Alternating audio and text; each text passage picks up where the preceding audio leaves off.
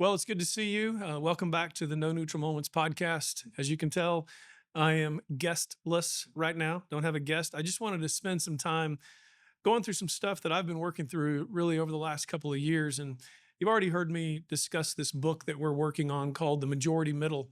The subtitle of the book is Rescuing America from the Political Extremes. And it's been quite a journey. We've still got a ways to go. We're finishing up the manuscript even as I speak. Had to edit two more chapters last night. We're looking really at the spring of 2026 as the release date and a national tour and books being placed in all your favorite places that you can buy books, the Barnes and Nobles of the world and the mom and pop bookstores and all the other places you can buy online. But as we've been working through the book and we've been working through the issues of the book, when we say we're trying to rescue America from the political extremes, it's really not just the political extreme of the Democrat and Republican side. I also spend quite a bit of time addressing the issues of the extremes that have come from the faith environment, or you might call it the Christian environment. Those who say that all their beliefs and actions are rooted in the Bible or rooted in their walk with the Lord or whatever the case might be. And so I thought I would really take some time to discuss really how the extremes manifest themselves and how who I think the majority middle is can kind of address this when it comes to the world of faith and what we say we believe about people. I was listening to a radio show this morning on my way downtown Midland, and the person on the radio was talking about how God calls us to love God and love people. And then this same person was referring to someone that if I mentioned their name, you'd know them well, an international person that's well known, and then proceeded to give a disparaging statement about this person. In fact, his words right after he said, "Our greatest calling on this earth is to love God and love people," his next words were, "I have no place for this guy. I have no need for this guy." And I thought, well, that's kind of interesting that you say the highest calling in our lives is to love God and to love people, and then in the next phrase you point someone out and say you have no use for him. And I've seen these kind of extremes. And I think sometimes this lack of thinking theologically and with greater truth, I've seen some of it, and I want to really just address it. So, for some of you who think, oh, this is kind of going to be a preachy podcast, you'd be right. The audience, I think, for this podcast are those who say that they have a Christian worldview or they are faith based people. I kind of always think it's interesting when people say they're a person of faith or not a person of faith, because all of us are people of faith. Over the years, and I'm almost 60 years old now, uh, I've realized that everybody's a person of faith. You put your belief in someone or something that you think is going to help you achieve the best life possible. That's what that means. Faith always has to have an object, and whatever the object of your faith is, even if that's just yourself, is what you put your trust in. That's really what that means. So when I refer to people of faith, sometimes I do that a little bit tongue in cheek, I guess. But I'm just going to go through some of these notes. I hope there's going to be something you can use. I'm not giving you this discussion for you to go have an argument with anyone. I think my purpose here is for you to have a discussion with yourself and those closest to you, because we just live in a day and time that's dominated by the extremes. And I think it's time for a movement of who I would call just a thoughtful group of people in the middle who will press back against this. But I think it's time for really a fresh path. I wrote in my notes, maybe a season of renewal. I was talking to my agent who's helping me with the book, and she even said, we just kind of need a good old fashioned, what we used to call back in the day, revival of civility, a revival of discussion, a revival of respect. And this place we find ourselves has been decades in the making. And I made some notes that this community disconnect that we have has reached places and volumes where no matter where you go, you see sort of the extremes play themselves out. You can go to a kid's little league baseball game and all of a sudden parents go crazy and they are yelling at an umpire who's probably all of about 16 years old, or a retired person who's just trying to have fun and make some extra money and umpire some little league baseball games. And all of a sudden people start fighting and they start yelling and getting kicked out. Or you can go to an event like I went to the other night where you're just going to give an opinion in an open forum and people begin catcalling you and telling you to leave town from the audience. And we've gotten to this place where it even goes further into, and I hesitate to say this, but I'll say it a couple more times in this podcast. We've gotten to this place where, because of technology, and you all heard this and you know where this is going, faceless people and nameless people can type whatever they want, say whatever they want. And I'm surprised at how people will say something to you in public and be your friend. And then all of a sudden you'll turn around and see something they've written about you or someone else on social media. And we've just become unrestrained. We've sort of become unhinged with hatred and isolation and ignorance in many cases. And I still believe there's a majority of people who are thinking, wait a minute, we've, I think we're losing our core, and the core is right in the middle. So I want to give you kind of 6 things that I've observed, and then I'm going to follow that up with some things for you to think about as a result of those observations. And again, I'm thankful to Ryan for doing such a great job of recording these podcasts of Second Story. Here we're showing Second Story Coffee here and all that they've done. But let me move into these observations and see what you think about them. I'm just asking you to consider this to be sort of a big think podcast, and not to make judgment before you think about what I'm trying to really show you. But the first thing I wrote in my notes, and I've been thinking about it over the last several weeks, is this, what I call the challenge of the clan. And really what that means is, over time, when I was growing up, and many of you who are listening to this podcast know the same thing. Some of you who are much younger don't really know this, but there was a day and a time when I was growing up where your only community was, for lack of a better term, your community, the city, the town you grew up in, and you knew those people, and you went to school with those people, and you went to church with those people, and you could live in, like I did, Oklahoma, and you didn't know anything about people in Texas. You might pick up a newspaper at a library. You might pick up the Dallas Morning News, but you didn't click on the internet and read about what's going on around the country. You had to wait till 5 or 6 o'clock at night to get the nightly news to hear about anything that was going on. You weren't getting immediate clips. You really just kind of grew up in your bubble. And even people who lived in a city in the state you were in, there's a pretty good chance you didn't run into those people very much at all. And your conversations were very limited. And it wasn't a negative concept of the clan, but it was your group. And if you moved away and went to college, that was probably your first exposure to people from other places. If you crossed state lines like I did to go to college, that's really the first time you experienced new cultures and what it was like to be in a new state. And this kind of dates, it makes me old, but I'll bring it up to the current here. This is the 60s, the 70s, the 80s. Surprisingly, for many people, even the 90s, you were still answering a phone on your wall at your house, and nobody had a computer in their house. Most people didn't even have a computer in their office. I was the only person in my company back in the 90s who had a computer other than the secretary group.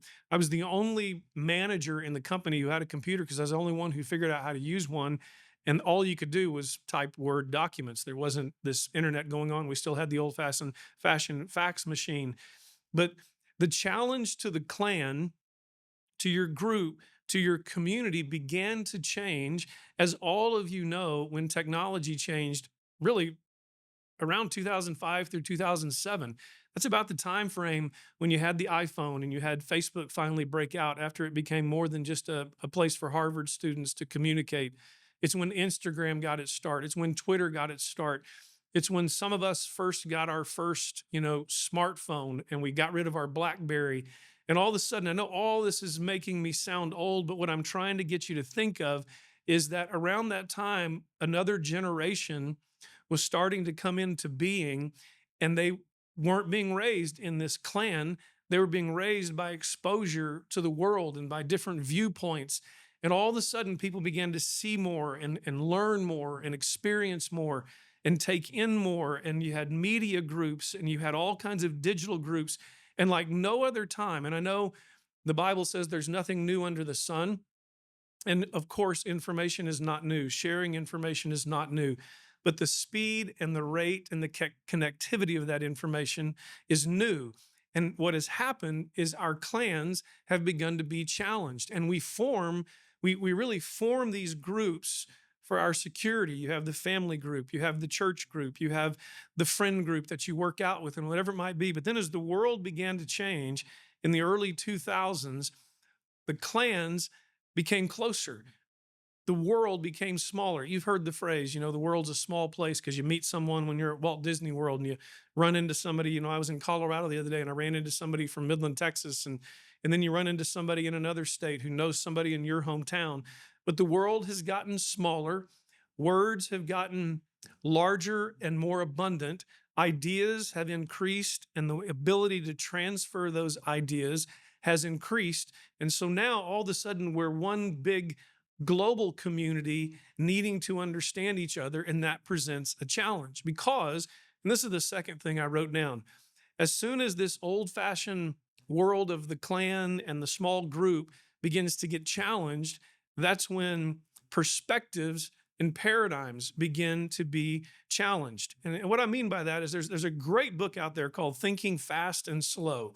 I would highly encourage you to pick it up. It's by an author named Daniel Kahneman. And it's an older book. It's kind of hard to read. He's an academic. And he talks about something called System 1 thinking and System 2 thinking. I'll tell you, I was given the book about 6 months ago, and it has changed my business practice even as I've worked with people and how System 1 thinking works and System 2 thinking works. And really what he's saying is System 1 thinking is the way we think to make our world make sense and to make our world easier. For instance, I'll give you a System 1 example. Most of us drive to the office or drive to school or drive to the grocery store in exactly the same way over time.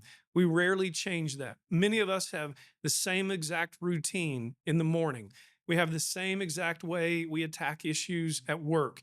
We have the same routine after hours. We have paradigms, we have perspectives, we have ways of thinking that keep us from having to think too much so we can get through life. That's just what your brain does. So for instance, if I were to ask you and you're just listening or watching this podcast and I said, what's 2 times 2? You're automatically going to say 4. If I say, what's 3 times 3? You're automatically going to say 9. If I say, what's 172 times 2,768? What just happened, and this is fascinating science in Dr. Kahneman's book, is your eyes dilated, your heart rate increased, and your blood pressure increased because the System 1 thinking that you've learned over the years of 2 times 2, that's easy. 4 times 4, 3 times 3, 5 times 5, all that's easy. But then I presented you with something outside of System 1, and that engaged what is called System 2 thinking. And what does this have to do with perspectives being challenged and clans that are now being challenged with their perspectives and with their paradigms? We spend our lives developing a System 1 way of life, and it provides us security. It provides us something we can trust. It provides a way for us to make sense of the world. But all of a sudden, when the world gets smaller, when information gets incredibly diverse and incredibly voluminous, and we're being approached with all different ways of thinking and new lifestyles and new ways of meditating and new ways of doing relationships, the System 2 part of our brain, Kahneman says it's very, very lazy and it doesn't want to engage something new. But what's being required of us in the 21st century, in the first quarter of the 21st century, is we're going to have to start thinking deeply about the things we say, about the things we observe, about the conclusions that we make. I mean, now all of a sudden, I wrote this in my notes, the South meets the North, the East meets the West.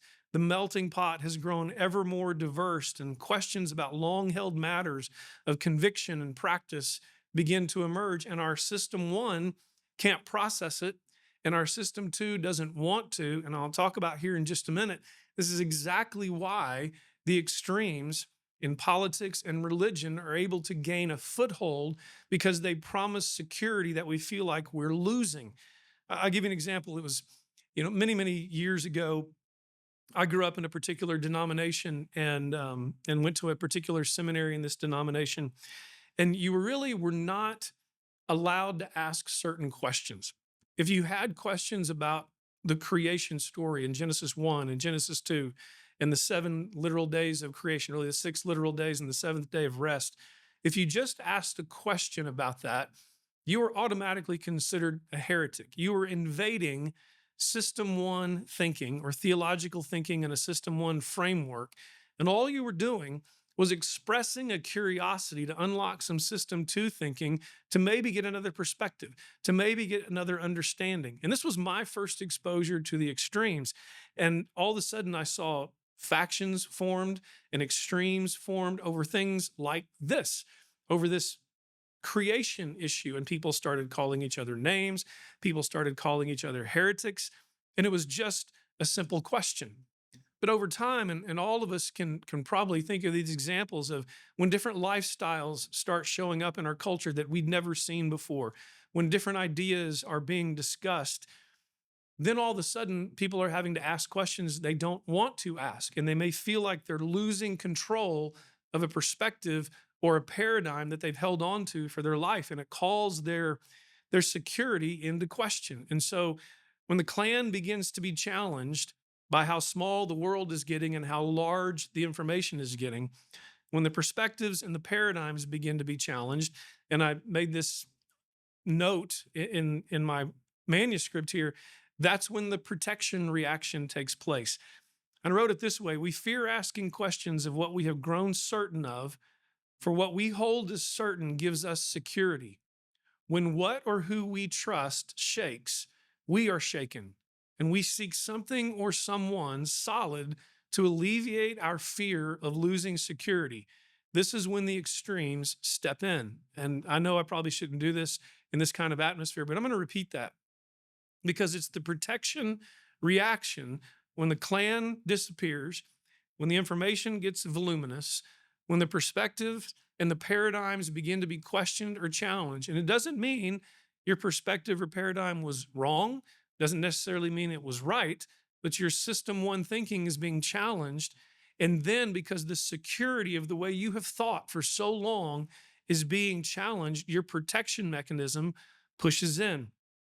And so again, we fear asking questions of what we have grown certain of, for what we hold as certain is what gives us our security. It's our system one security.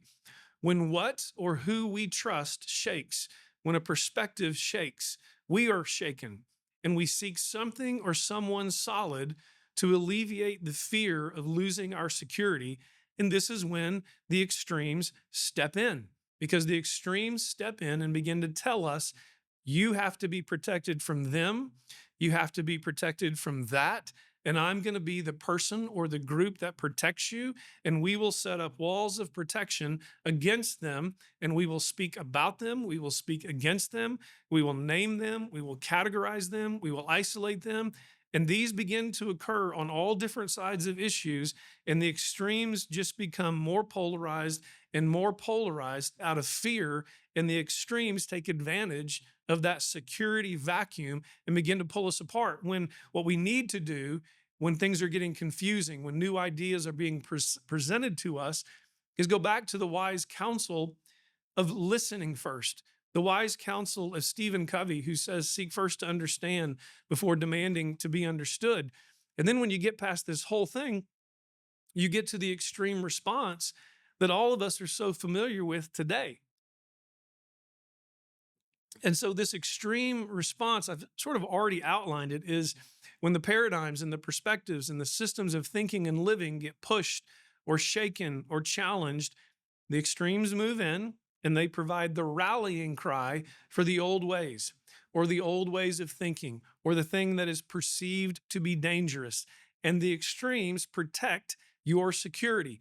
You hear it all around you. And I just made a series of notes about what you hear. Rather than discussion, there's vitriol and divisiveness. You hear something, you read something, one of the extremists says something about the other person or the other side, and all discussion is over. And it's just addressed with vitriol, name calling, divisiveness. Rather than dialogue, there's demonization. I still go back to when I was mayor, and there was a lot of discussion around the globe, there still is today, obviously, about climate change. And I was asked to be on PBS. And most people probably don't watch PBS unless you're watching it with your kids to watch Sesame Street. But I was asked to be on a news show. It used to be called the McNeil Lair News Hour, and it's just called the News Hour. And it was myself, and then there was a mayor from another city. I won't name the city or the name of the mayor. and they were setting us up to have a debate about oil and gas and energy and clean energy. And I wasn't going to take the bait. I knew that energy is a holistic discussion. I live here in the Permian Basin. It's the capital of energy. You see windmills here, you see solar, you see oil and gas. And contrary to what most people's system one thinking is, around here in the Permian Basin, the system two thinking is taking advantage of all forms of electricity, realizing where the majority of it is, but knowing we have to do other things. And so when I got on this newscast and the debate started, I began talking about the need for a discussion rather than demonization. And we ended up having really a pretty good discussion, even though this other mayor was kind of making some ridiculous claims. But when I got off the air, and I got to my car and I pulled up my city phone, my mayor phone, so to speak, my bat phone, I guess, I started getting emails from all around the world, literally all around the world, of people who had watched the news broadcast, and they would say things like this. And this was also kind of where I started thinking about this majority middle. They would say, I think I probably disagree with you about the majority of your politics, but thank you for having a reasonable discussion. Thank you for being willing to just have a discussion on all the issues rather than this demonization. And that's when I began to realize people don't know where to go. They don't know how to have a discussion. They're just listening to people shout at one another. Some other things I wrote down when the extreme response comes in to protect your perceived security is, rather than carefully chosen words, there's rapid reaction and response. People just say the first thing that's on their mind about you, or the first thing they can think of. And one way to demonstrate that is, when you get really excited and you get really angry, and you know what it's like to say, I probably shouldn't have said that. That's a system one protection reaction. When you say things rather than calming down, taking some time and thinking about what you're going to say. But we've lost this in many arenas. The divisiveness, the demonization, the keyboard fighting, the talking points, the slogans that all replace dialogue and debate and discussion and respect. And I even wrote down some words here that we see commonly used to refer to people. People are either conservative or liberal. And what does that mean? What does that mean to one type of conservative, or what does that mean to one type of liberal? I've met liberals who think they're conservative and conservatives who think they're liberal, and they don't have any place to go. You see this word also being used, or you hear this other word I'm about to use here thrown around to depict one group against another, and it's the word patriot. Well, this person's a patriot, or this person's not a patriot. You hear the word communist used to describe people. This next one is one that I can't believe is thrown around so much these days. It's the word Nazi. You hear that coming from both sides. You hear the word fascist. You hear the word racist. You hear the word bigot or homophobe or demonic. I heard one preacher refer to anybody who is a Democrat as demonic, or the demonic platform. Like, how do you do these things? This is all just system one reacting to protect our security, because we don't want to have a conversation, because we might find out we're really not that far apart. There just might be nuances to the way we're thinking. And I've seen this in the education space. I've seen it in my own state, as we've talked about what's going on in the state about educational vouchers and all these things. Everything's a talking point. Everything's a protection mechanism, and there's very little space for listening, and discussion takes place in the middle. So now that you kind of see where I'm coming from, I want to give you what I think is a reconsidered response to everything we're seeing around us. As I told you, my agent and some other people we're dealing with as we're writing this book have said, we need a grassroots movement. We need something to take place where the middle takes back the majority and isolates the extremes. And so what I'm asking you to consider in this response, and again, I said it comes from somewhat of a faith-based background, or a Christian background, but I think it applies whether you have the same faith confession I do or not. And so let me go through a couple of things. Number one, tests and trials and hard times are the norm and not the exception. It's funny to me how people think hard times are some kind of surprise, or hard conversations and hard debates and hard challenges to the things that we say we believe are supposed to be surprising. Life's not that easy. It's kind of where we are today. If you go all the way back to the beginning of me discussing the clans in the small communities we grew up in, and for some of you, this is not applicable because you didn't grow up in the sort of the tight-knit community with no internet and all these kind of things. But for those who are a little older, you you kind of were safe in your environment. Nobody challenged what anybody said or what anybody did. But all of a sudden, new ideas show up and new ways of thinking, and people who live in other places of the United States or the world, and they present tests and trials to the things we hold dear. But this is not something to be resisted. The things we believe and the things we trust in should be tested. They should be tried. I mean, I've done probably, I don't know, 200 plus weddings, probably more than that. And one of the last things I say to couples when I finish up the wedding is I tell them, now you're going to face tests and trials. It's when I'm doing the exchange of the rings. And, I take the ring like I have mine, and usually it's a gold ring or it's some kind of pure metal. And I tell them this ring is pure metal because it's gone through the refiner's fire. The ore that made this ring didn't come out of the earth ready to be pure gold or pure silver for your ring. I said it has to go through the refiner's fire. And I always tell these young couples, this is going to be true of your marriage. Everything's going to seem really good until, and use the phrases we've already been using in this conversation. The system one thinking of how you've done life as a single person is going to come under attack with system two thinking that needs to take place to how you're going to do life as a married couple. Those are tests and trials. And if you see them as things that make you better and purify your relationship, but oftentimes we just think this is the exception, and it's not. And we need to accept the challenges to the things we've held dear because they're either worth cherishing and sharing with others, or I might have to change some of the things I'm thinking, but they need to be tested and tried. And I already know what some people are saying. I can feel you. I can hear you already. Is you're like, well, you're talking about not having conviction. Not at all. I'm talking about your convictions being tested. I told someone many years ago, I said, I used to have this huge list of things that I held as uncompromising beliefs. And I said that list has gotten smaller and smaller, but the things that remain have become more solid and more solid over time. That's because of the tests and trials. Our world is different. Communication is different. Ideas are being expressed. That's a good thing. But we've allowed it to become a bad thing because we don't want to look at our viewpoints. We don't want to have discussions about other viewpoints because we're afraid we might lose something of our security. But if we will be willing to go through the issues with people rather than through people with our issues, we might find out we have more in common than we really believe. And we might be closer than we ever thought, even though we may agree to disagree. But we can do it with respect if we go through the tests and trials together. The second thing I want you to consider as a response to this challenging of the extremes and a grassroots movement of the middle majority is people are not the enemy. We used to use this phrase all the time when I was pastoring. We used to say the enemy is the enemy. I don't know what you believe about the unseen enemy or what others would call Satan or the devil, but the fact of the matter is the people you run into every day, the people you see on TV, the people that post things that make it to your phone or to your computer, as much as they might upset you, they're not the enemy. They're just another person in this shared humanity that we have.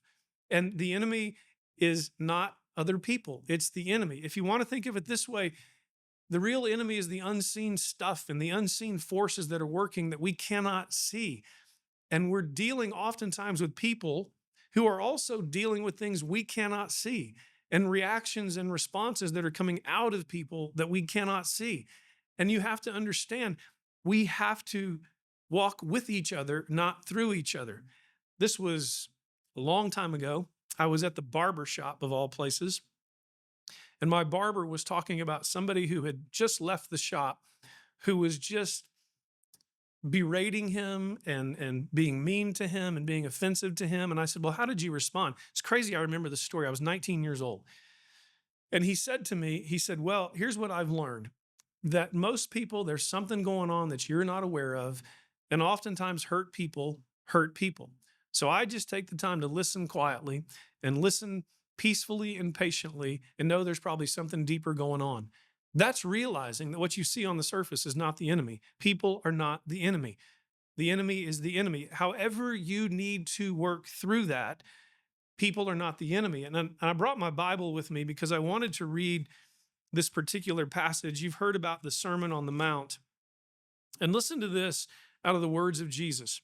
And quite frankly, it doesn't even matter if you share my same faith conviction, I think these words speak volumes. Jesus says this, "You have heard that it was said, you should love your neighbor and hate your enemy. But I say to you, love your enemies and pray for those who persecute you, so that you may be sons of your Father who is in heaven. Because he makes his sun rise on the evil and the good. He sends rain on the just and the unjust. For if you love those who love you, what reward do you have? Do not even the tax collectors," and all that means is the people who were being abusive to people back then, even the bad people, you can say it that way, even the bad people love the people who love them. And if you greet only the people who agree with you or your brothers and sisters, what more are you doing than any other person? Don't even Gentiles do the same, meaning outsiders do the same in this context? He says, therefore, you must be different. That's really what this word perfect means that he uses here. You have to be different. You can't be the same as, just as your heavenly Father is different and not the same. And so when you think about these words of Jesus, and when I think about these, I also think of one of my heroes, which is a gentleman by the name of Dietrich Bonhoeffer. And you've probably heard a little bit about Dietrich Bonhoeffer. If you haven't, there's a great new movie out on Netflix called Bonhoeffer. And Dietrich Bonhoeffer was a Lutheran pastor back during World War II and from Germany and combating Nazism and all these different things. And he wrote a tremendous book called The Cost of Discipleship. And he was hung, he was killed by the Nazis, and at a very young age. He was in his 30s. Sorry, I don't remember the exact age, but listen to what he wrote about what it means to see people not as the enemy. And it's kind of a long paragraph, but stick with me. Bonhoeffer says, Christian love draws no distinction between one enemy and another, except that the more bitter your enemy's hatred, the greater is your enemy's need for love. Be his enmity political or religious. So there you see Bonhoeffer saying these two things we're talking about. There's political division and there's religious division. Your enemy has nothing to expect from a follower of Jesus but unqualified love. In such love, there is no inner discord between private person and official capacity. In other words, you love them when you're away from them, you love them when you're in front of them. In both, we are disciples of Christ, or we are not Christians at all. It's a pretty hefty statement. Am I asked how this love is to behave? Well, Jesus gives the answer. Bless your enemies, do good to them, pray for your enemies without reserve and without respect of person. He goes on to say that this commandment, spoken only of the passive endurance of, is not just spoken of the passive endurance of evil.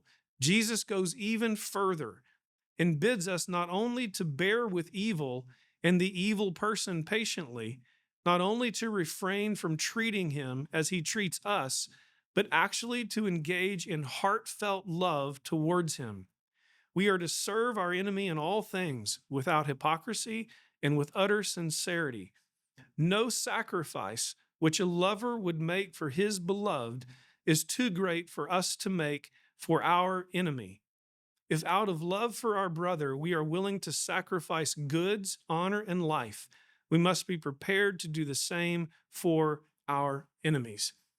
He's saying the same thing. And for people out there who are running around in religious garb and religious verbiage, who are speaking ill of people, who are ridiculing people, who are calling them names, who disagree with them, who have different lifestyles than them, then I would say we are not upholding, those of us who say we confess Christ, we're a part of the extreme, and we're not upholding what we're supposed to be upholding. So the tests and the trials, they're to be expected. We need them to test our system one thinking. People are not the enemy. The enemy is the enemy, or what's unseen is the enemy. And then I go on a little bit further, and I just tell you this. Love really is a big deal. Love is a big deal. It's not just a church word, and it's not just a John Lennon word. It's a really big deal. And the best definition I've ever read of love is unlimited liability. And I told you I brought my Bible with me. I'm going to read this other well-known passage. It's in 1 Corinthians 13. I don't know why weddings have become like my example, but probably all of you heard 1 Corinthians 13, read at your wedding, love is patient, love is kind, so on and so forth. But oftentimes, we leave out a really important part of that passage when we talk about how love is a big deal. You're familiar with the words, maybe, that it says love bears all things, believes all things, hopes all things, endures all things. then it says love never ends. But here's the part we never hear at weddings. Because Paul goes on to say in 1 Corinthians, prophecies will all pass away, tongues will cease, knowledge will pass away. And here's the important part, for we know in part and we prophesy in part. But when the perfect comes, all this partiality will pass away. And then he says, when I was a child, I spoke like a child, thought like a child, reasoned like a child. Think tantrums and things like that. When I became a man, I gave up childish ways. For now we see in a mirror dimly, but one day we will see things clearly face to face. Now I only know things in part. When this day comes, I will know fully, or when the end is finally here. And then he says this, now faith, that's important. Hope, that's important. Love, all these three things are here. And then he says this, but the greatest of these is love. Now think about what he just said. He said, you can prophesy all you want. You can exhibit all kinds of spiritual gifts. You can have all the things that you think are answers. But at best, you know things only partially. He literally says you're looking at a mirror that you can't even quite see your reflection because it's not a very good mirror. You're looking through glasses that aren't even really helping that much and just barely helping you get by. And then he goes on to say, faith is really important. Yeah, it's great. Hope is important. But for him to say, the greatest thing is love, and love recognizes, if you go back to the words I just read, love recognizes I still don't know everything. I still may have answers, but even most of my answers are at best almost there. At best, 80%. Again, this doesn't mean you don't have convictions, but it means at some point you've got to step back. We have to step back and we have to challenge the extremes who are so certain of themselves, protecting everyone's security, that in the middle we're able to say, hang on a minute. I'm pretty sure of what I think. You're pretty sure of what you think. But let's make sure we understand what each is thinking before we start making judgments and calling names and caricatures and name calling. Because I wrote this in my notes, caricatures and name calling have become the self-righteous foundation to avoid dialogue. I can put you away and not have to deal with you if I can call you a name and put you in a category.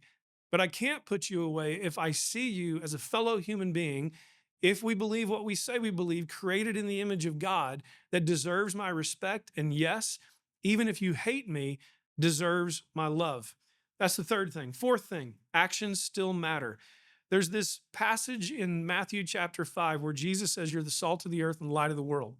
And then he says, if the salt has become tasteless, it's good for nothing except to be thrown out and trampled under the feet of men. And oftentimes I've told people who are in my sort of same faith community, I've said the reason the world disregards us is because our actions and words aren't giving life and preserving life like salt and light do.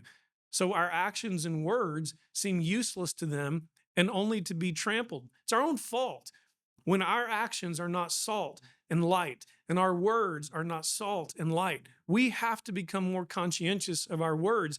And even the politicians and religious leaders who we've surrounded ourselves, who find it so easy to ridicule fellow humans created in the image of God, those in this majority middle movement have to be willing to stand up and say, no, stop. You don't get to call somebody on the other side a Nazi. You don't get to call someone on the other side a fascist. You don't get to call them names, even if their lifestyle makes you sick.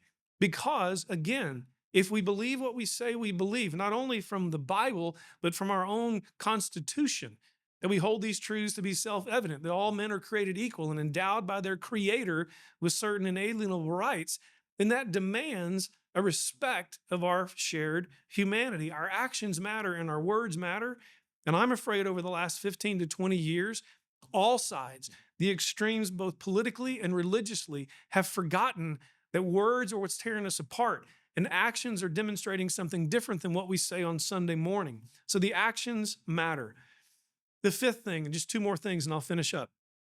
Words give life, words give hope, and words give meaning, or they burn everything down. It's that simple.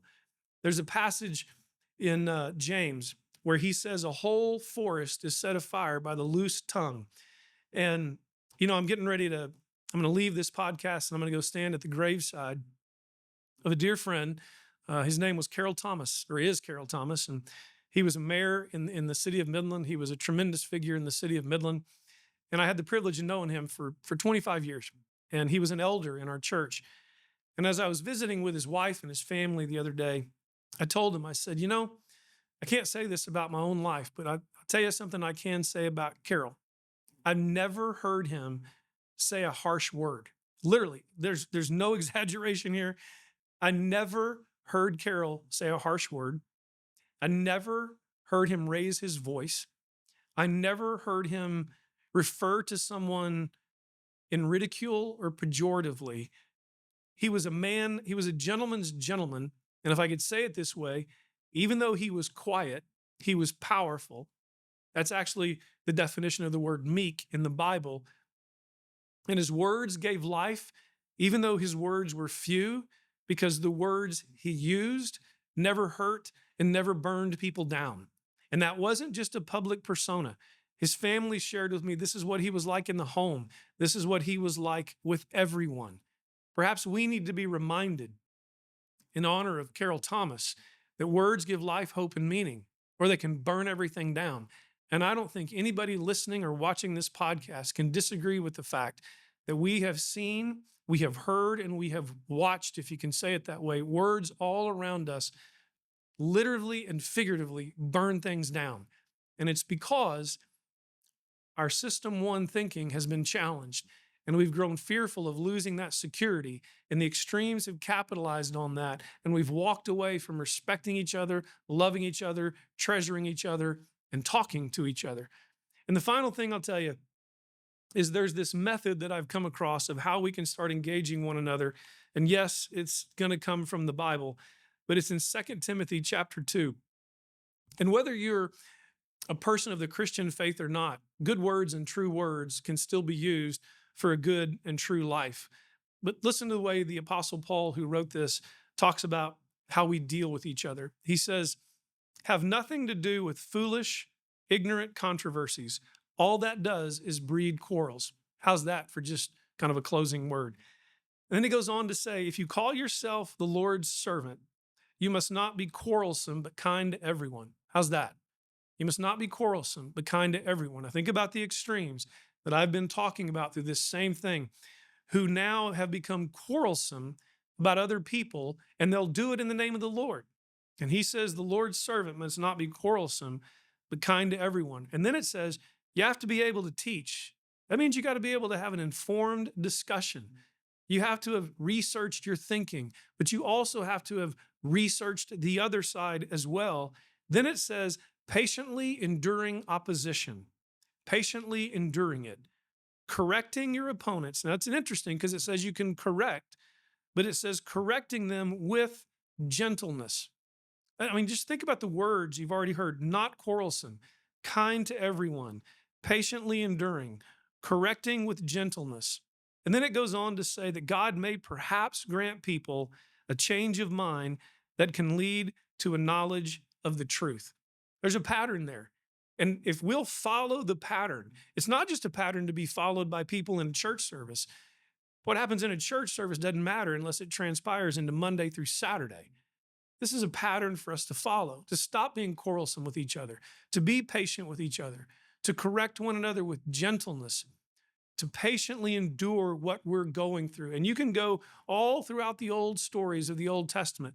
Joseph, sold into slavery, who becomes the ruler of Egypt in the tough times, never ridicules the pagan leaders of the Egyptian kingdom. And then when he's reunited with his brothers who sold him into slavery, he forgives them and said, you meant this for bad, God meant it for good. Or Daniel and Shadrach, Meshach, and Abednego, who are captured in Babylonian captivity, and yet rather than ridiculing leadership, they said, watch our lives and listen to our words. And all of a sudden they become leaders because of their lives and their words in oppressive surroundings. You see, the extremes are taking advantage of us because we have grown silent in the middle. It's time for us to raise our voices in gentleness and kindness and meekness and love and grace towards one another, realizing we have to do life together in this common humanity if we're going to rescue ourselves from the extremes of the poles. I was talking to again, my agent and one of our writers the other day, and we were talking about the polarities. And the discussion came around to saying, the North and the South Pole are not good places to live. They are the extremes. Where real life happens and where it's most fruitful is in the middle, in the rest of the globe, around the equator where life takes place. Let's stop letting the poles destroy us, because life is not had at the polarizing extremes. It's when we come together. It's when we honor each other. It's when we speak to each other with grace and patience and gentleness. And we realize the person who doesn't like me, they're not the enemy. There's something else going on.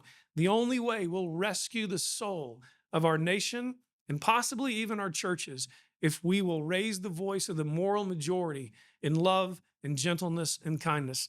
Thanks so much for tuning in to No Neutral Moments and listening to me have a conversation about the majority middle. And we'll keep you posted about when the book comes out and where you can buy it and all the places you can obtain a copy of it. But thanks again, and God bless.